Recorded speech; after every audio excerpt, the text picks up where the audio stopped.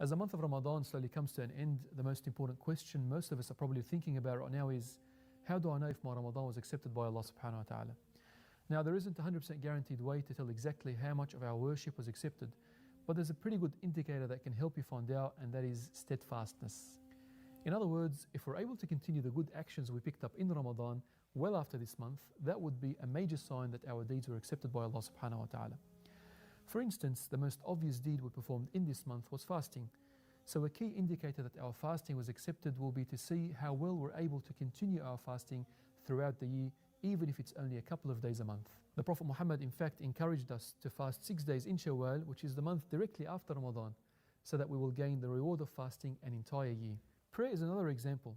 If in the month of Ramadan you were praying Taraweeh every night and visiting the masjid every day, a key indicator that your prayers were accepted would be to see how much of these prayers you would continue after the month of Ramadan, even if it's only 2 extra rak'at a night. And of course, with Ramadan being the month of the Quran, a key indicator of your Quran being accepted is found in your ability to maintain a close relationship with the Book of Allah subhanahu wa ta'ala well after the month of Ramadan.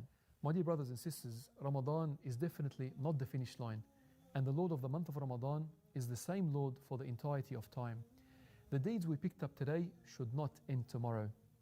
In an amazing hadith, Prophet Muhammad ﷺ taught us that if the hour was to come, meaning the final day, and in our hand was a plant, and we had the ability to plant it, then we should plant it.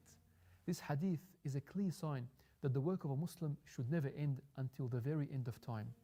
As the Prophet Muhammad advised one of his companions with a short but extremely powerful advice, قُلْ آمَنْتُ بِاللَّهِ ثُمَّ اسْتَقِمْ.